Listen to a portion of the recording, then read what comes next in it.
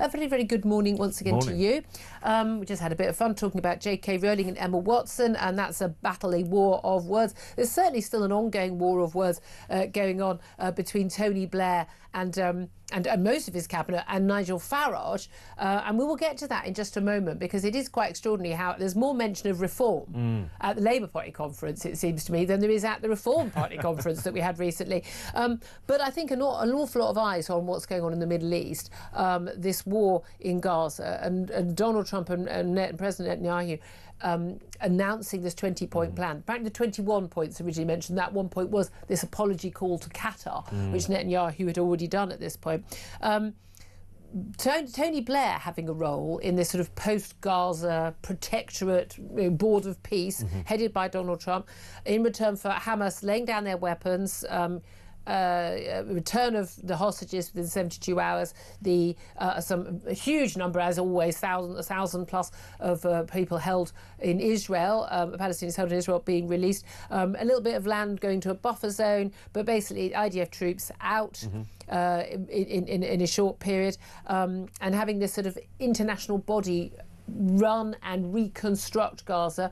Gazans not forced to leave, that was what Trump had originally talked about, but if they do choose to leave, they will have a right of return. I can't see anything that's a downside for Hamas here, other than they lose the leverage of the hostages, and that they've been told they are ousted. But don't they have a route back, just by, let's face it, calling themselves something else and coming back and getting elected in years to come? Well, quite. I mean, there's a sort of willful naivety built into this plan, which is that there's going to be this amnesty for Hamas fighters who just lay down their weapons, the idea that just by command that they should have no place in the kind of future of Gaza going forward doesn't mean that they're not going to try to assert that. That's one thing when you're dealing with these jihadists, lunatics, is that there is a tendency to treat them as sort of honest brokers in the same way that any other group might have been previously. You want this and I want that, let's come to a deal where we get most of it, but they're not. Because also, that's not how they think. No, absolutely, and Hamas is a good example, because also Hamas are not really interested in a Palestinian state. They want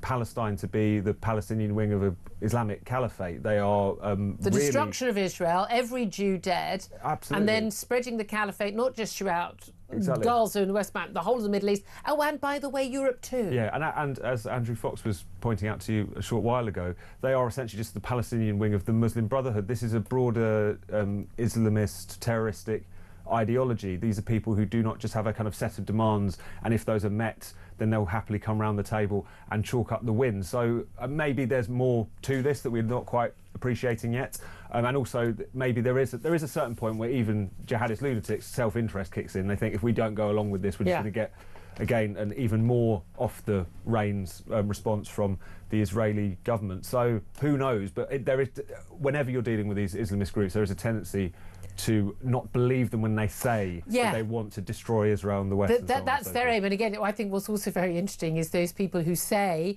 people who marched every 2 weeks in the centre of London, and all those people who wave their Palestinian flags and berate me on the tube. Hi, love, thanks for chatting to me this morning. I'm a terrible person who should be ashamed for supporting Israel. Sweetheart, I'll never be ashamed supporting the only democratic state in the Middle East.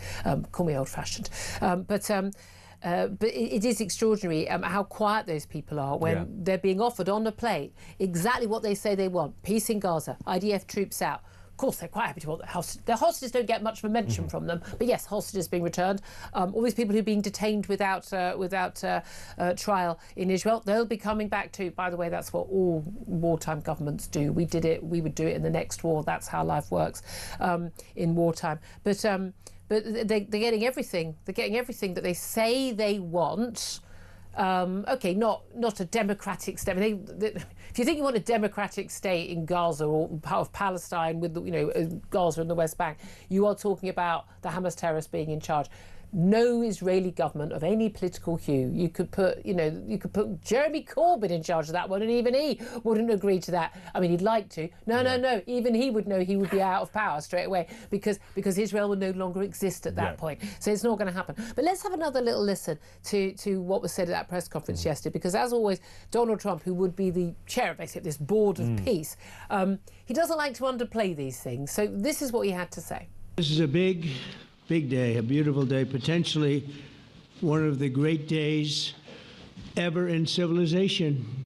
And most importantly, we discussed how to end the war in Gaza, but it's just a part of the bigger picture, which is peace in the Middle East.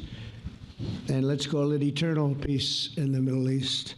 I mean, why not just add in eternal along with this big day and with the greatest days ever in civilization? President Netanyahu, standing next to him, was a little bit more dealing with facts, is what he had to say. I support your plan to end the war in Gaza, which achieves our war aims. It will bring back to Israel all our hostages, dismantle Hamas's military capabilities, end its political rule, and ensure that Gaza never again poses a threat to Israel. Now, would it ensure if Hamas agreed to it that Gaza would never again pose a threat to Israel? Because we're talking about this sort of protectorate, this sort of technocrat government for a period of time. Yeah. And then they're talking about reform within the Palestinian Authority, currently run by Fatah, but actually mass support now, according to polling in the West Bank, is that actually Hamas would win any election. Can they guarantee that Gaza would never again pose a threat to Israel based on these 20 points as we've read them?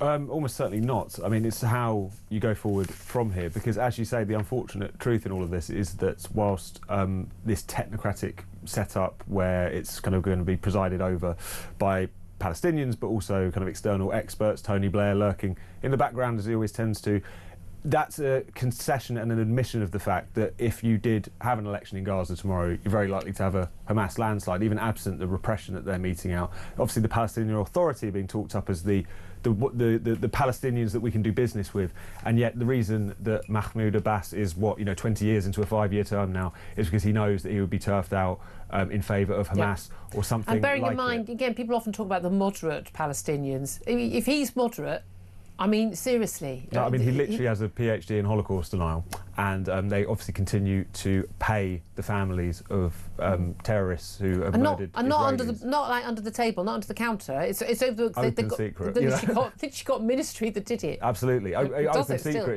is over sugary. So it's one of those things where that just needs to be recognised. And it's the sort of thing where there's the Hamas question: how do you deal with them immediately? How do you make sure that they do down arms, that they are not a military threat, even if they might continue to be a kind of ideological presence, if you like. The broader question is, when are we going to see, or how might we see, the sufficient kind of sea change within Palestinian politics, civil society, a new layer of leadership emerge which says, you know what, this holy war with Israel nonsense is, if nothing else, going to lead to just more death and destruction on our side. We need a new path. In the absence of that, it's not obvious. No, and it's very interesting that Arab leaders from the Middle East, whether it's Saudis, whether it's UAE, whether it's like Qatar and Egypt, they're on board. They're on board with this. So we shall see. I want to hear from you on this. Well, always get in touch on any of the topics we're talking about. But what do you make of this plan for eternal peace in the Middle East involving Tony Blair? And we were joking earlier about, given his role in the Iraq War, which so many people are still so angry about. Whether he was credible as a figure there, but actually he is considered a power broker, he is considered a player, and of course he was, the sort of, was it not the EU's, but like the Gang of Four. It was like the Big Four's emissary on peace in the Middle East. He knows his stuff, that's for sure. But what's your reaction? Give us a call, 0344 499 1000, text the word talk in your message to 87222. Get in touch with us on X at Talk TV. Calls are charged at the national rate. Text cost £1, standard network rate message. Let's also talk about the Prime Minister here, Keir Starmer. I don't think we are talking about a big, beautiful day, and I don't think we are talking about eternal peace. It will feel eternal when he's speaking. He's going to do a speech. Can I see one more bit of video footage or photograph of him with his wife? His wife's apparently got this job in the NHS. Do you know what? You know what the NHS is really doing? What they really need is people to be at work doing their job. I mean, she does something to do with occupational therapy. I'm not entirely sure what that actually involves. I think that involves more paperwork than actually seeing patients in any way. But but why are you taking your week off? I don't understand this bring your wife to work thing. I don't get it. I don't understand why politicians need to do that. But she's there all week. It's not like she's just turning up, for just sort of one photo call to come and kiss him and go, oh, I love you on the stage when he finishes today. I mean, it's just, can we just grow up as a country and not do this? It's ridiculous. But anyway, get that out of my system. He's going to do this speech. He's going to be talking about this virtual hospital service. I mean, whoopity-doo-dah. Sensible, good idea, all in favour. But take 2 years. And we'll talk about that in more detail in the next 20 minutes or so.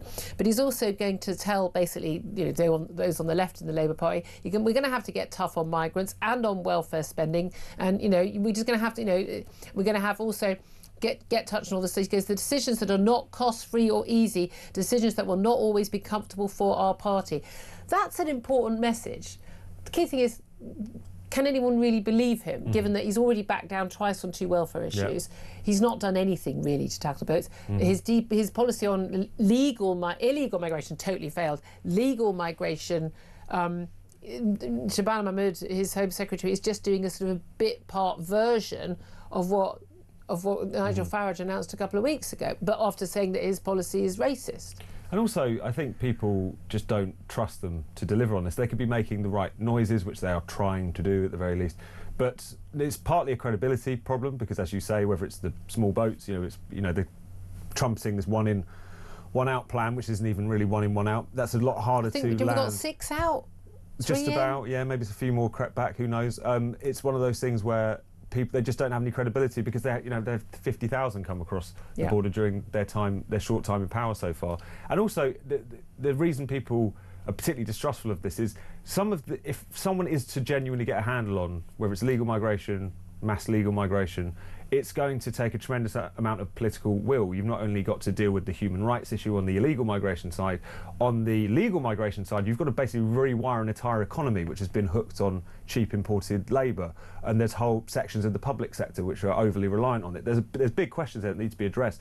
Do people really think that the party who are addressing this because they've been forced to, who are addressing this because Morgan McSweeney's focus groups have instructed them that it's necessary to stay in power, no one believes they will be able to grasp those nettles. And so therefore, even if the government was more popular, had more of a hearing in the country, we know that's not the case. Keir Starmer is the most disliked Prime Minister since records began. I mean, just not even 15 months in. I mean, what that's an achievement. I know, well played. But that's the thing, there's no will to do this, to tackle any of these things. I mean, whether it's welfare, whether it's immigration, legal or illegal, or any of that. There's no will to do any of that. But there's also no belief that there is a way as well, because the abject lack of competence in every area. I consider their inability to even competently do their own PR to be shocking. I mean, I genuinely, keep going, the chief of staff, they had a director of strategy who were forced to resign last week. I think the biggest surprise that there was a director of strategy. No, exactly. And they obviously were working from home an awful lot and probably taking sick days for anxiety. I mean, I've covered a lot of governments over my years. I've been around far too long. And I have never known. I mean, John Major's government looks like, the peak of perfection and ability compared to this lot. They're an absolute shower. I mean, it's really quite shocking. So the idea that if you can't even manage a bit of basic PR, right? How on earth are you going to manage to turn around the country and all the problems it's got? And if you've already shown that you are completely and utterly beholden to your backbenchers, whether it's about recognising a Palestinian state, whether it's about backing down on winter fuel payments, well, that was the right move to back down on, but when backing down on, they're likely to back down on the 2-child benefit cap, which would be insane. They've already backed down on the most pathetic, weaselly, pointless £5 billion of their welfare reforms.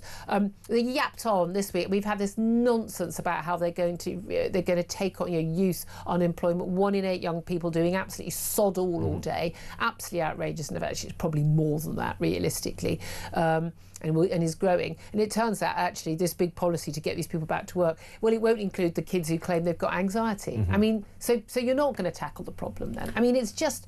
Keir Starmer is an empty vessel. We know that. And he's in a particular bind because the things that he would need to do to both put the country back on the right track, and also to get on the right side of voters would mean that he can no longer be leader of the Labour Party. So it's one of those things where doing what is both right and democratically supported is something which is flatly rejected. Going to get him out. But isn't that the problem with the supposed threat from Andy Burnham, the Mayor of Manchester, who seems to sort of be backtracking? A lot of people said he might have gone too early.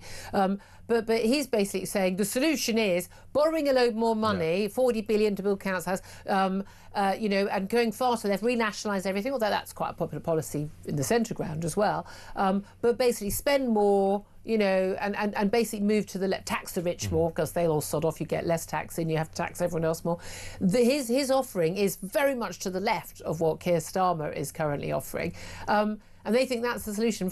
In fact, the country is to the right of where Keir Starmer is. And he doesn't get it. I mean, he thinks they're far right. They're not. The country, you, me, people, we're centrists. We're centrists in this country now. The view that, we should deport people who haven't got a right to be here, and we shouldn't be paying, billions to people who are perfectly able to work, to not work the whole of their lives, put people in prison who commit crimes. I mean, none of this stuff is contentious among normal people. No, absolutely. And the way in which Labour carry on, they seem to think that essentially the readership of the Guardian newspaper is reflective of the country. They continue to go down that road. Because they're the only people they know. And it's that thing where, obviously, they look at the focus groups, they're told where public opinion is on certain issues, they are aware of this, but I think they just still struggle to properly digest it. They're still, that's the Andy Burnham versus Keir Starmer thing was such an internal discussion. This would make a bit more sense if Labour were out of power, in opposition, having a kind of navel-gazing.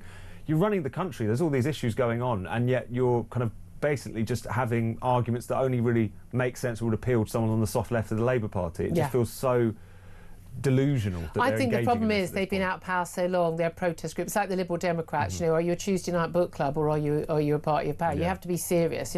And that is one of the issues I think Reform is going to face as well. There's a lot of trying to be all things to all men on a lot of issues, and actually they're going to have to get more serious as we get close to the point where they could actually be in power. That's going to be a big issue. So much to talk about. I'd love to hear your thoughts on all of that. Do get in touch at 0344 499 1000. Also to be talked to in the last half hour about J.K. Rowling taking on Emma Watson finally. I mean, but just with such class. Some of us weren't multimillionaires at the age of 14 and actually understand what real women's lives are like. Fair point, love.